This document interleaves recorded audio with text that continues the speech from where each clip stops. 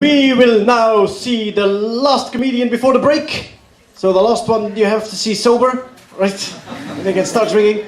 And he is not a scientist just trying comedy, but he's a comedian trying a science stage. That is strange.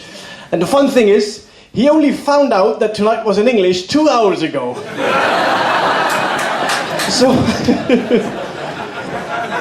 So there might be some, problemen here and there.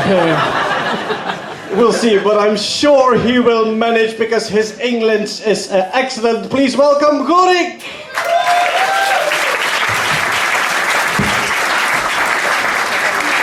Good evening, Brussels. Hi, my name is Gorik. It's true what he just said. I kind of volunteered, got forced into this by a friend of mine, very impulsively, the way I live my life. And then 2 hours ago, almost exactly 2 hours ago, I discovered, what? It's not in Dutch? It's in English? So I had to rewrite the entire thing. So the first thing I did, obviously, was make sure there was nobody in the room, opened my laptop, and much like any scientist starting a paper or thesis, I procrastinated. After doing that, using the internet, I found there's actually a scientific term, scientific jargon for the situation I'm in right now. It's called C.F. It's an abbreviation, and it stands for completely fucked. Yeah. I don't know why, yeah, it kind of terrifies me to be in front of you all, because I'm awkwardly, terrifyingly, panickingly scared that at a moment while you should be laughing, there's going to be an uncomfortable, painful, almost shameful silence. Kinda like this one right now. And but other, more experienced comedians have told me that I should embrace those moments. I should view those moments as growth, as progress, because, that's how a joke doesn't work. Use it as an opportunity, But it's kind of difficult. It's difficult for me to view life in a positive, optimistic way like that, because, well, it's been kind of turbulent, Brussels. I have had 3 depressions. Yeah, I'm 25, and I've had 3 goddamn depressions. How fucked up is that? At the psych ward, they know me as the guy with the hat trick. I had 3 suicide attempts. 1 because I was looking for attention, 1 because I was serious, and 1 because I accidentally stumbled upon an episode of Keeping Up with the Kardashians. Oh, this life of mine, such joy. It's kind of hard, right, as a subject to start my comedy set out with, depressants and psych wards. I don't really have anything else. I don't like the weather we're having recently. It's kind of cold without my straitjacket. Can you feel that? Can you feel that? That's a slow, uncomfortable silence. Hey, progress!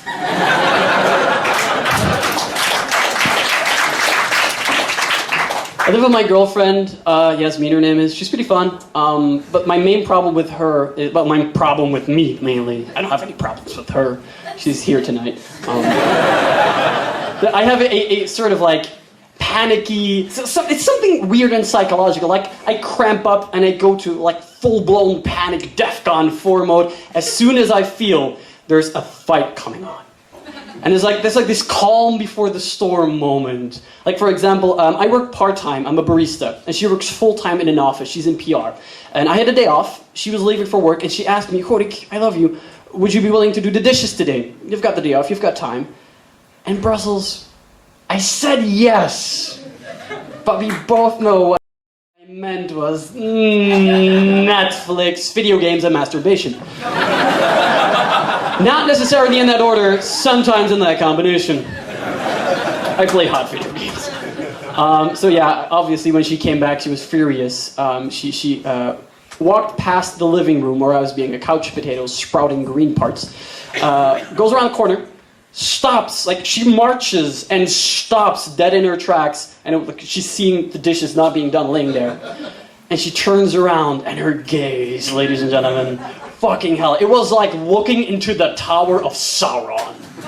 Like burning eyes, figuring out what crazy complex violations of my privacy she would use in the fight. And at that moment, I knew shit was gonna go down.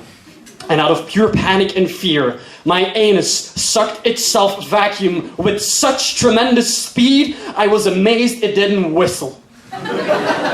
And they say, in the vastness of space, nobody can hear you scream. Well, in that anus-built vacuum, I swear, every step she took getting closer to me, I could hear my anus go. I'm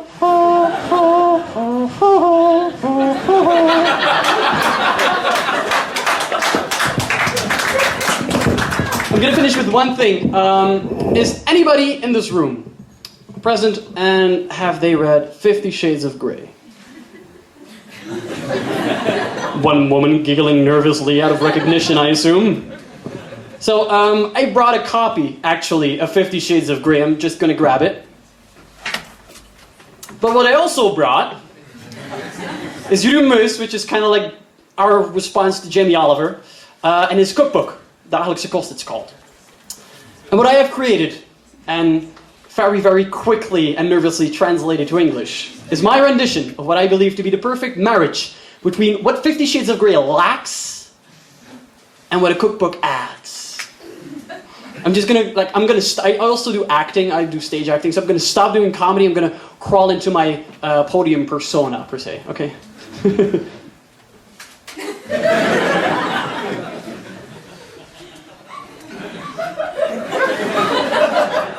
I press my excited body up against his, and I kiss him passionately. Suddenly, he pulls back. His eyes seem investigative. You crave more of me, don't you, Miss Steele? I can feel it, he growls. I only crave asparagus, prepared like my grandmother once did. Wash the vegetables and break off its butts as his pupils dilate and darken. Suddenly, in one fluent move, he swipes clean his desk and puts me onto the shorter edge of the desk. If you want it, I'll let you have it, he thunders, as he removes from his pocket a small package. Add the curry powder, together with the carrot, and shortly after, 1 cup of lukewarm cream. I moan, oh, yes. Oh, yes, you like that, don't you, Miss Steele? Tell me. He continues his slow, sensual torture and softly tugs the trout, covered in butter sauce and paired with fresh vegetables. My inner goddess twirls on her toes, one pirouette after the other, like a ballerina. Now I'm going to tie you up, Anastasia. Give me your right hand. I give him my hand, and he turns it palm side up. All of a sudden, he hits me with the small leather whip. I didn't even see him holding that a moment ago. He hits and hits the underside of my belly to crack the eggs. Whisk clockwise to add air to the eggs. This is both the most terrifying and most exciting thing I've ever done. I can feel the whip cleave the air until it hits the side with a merciless, stabbing sensation. I can feel the burning imprint of the celery. Leek, onion, and carrots, the base of every good soup. Melt some butter and let simmer the onion on a medium-sized flame. I can feel my body growing warmer. It hurts. I'm scared, even terrified of where he might strike next, and I yell out, "Watch out for my fish taco!" When handling fish tacos, one must always be aware not to stuff them too much. A fish taco might tear, so use caution. He's standing very close to me as he ties me up. He smells of something I can't fully identify. Yeast. Has a very strong scent, but it's certain to make things rise. I see him lowering his zipper. And I get flashbacks to earlier today when I was fantasizing about his flaccid linguine. Still a bit moist, but ready to be devoured. It looks completely different than what I had imagined. Virile. Impressive, even. For a moment there, I feared I still would have to remove the shell from the nuts.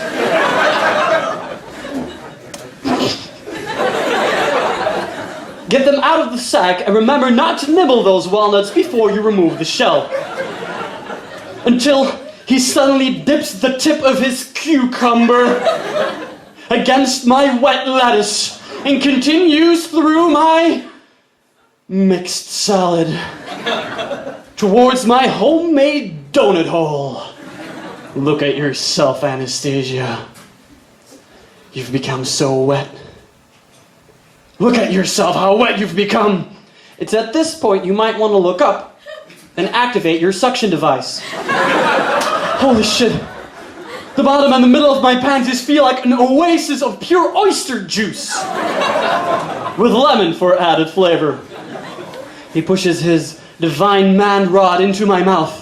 This is how you taste. Suck it hard, Anastasia. I admit to him that I can taste prune juice. My hands firmly cup and grab him, and I try to remember how my grandmother taught me how to remove the skin from the sausage. Ladies and gentlemen, thank you very much. This was more than making love. This was making dinner. Thank you.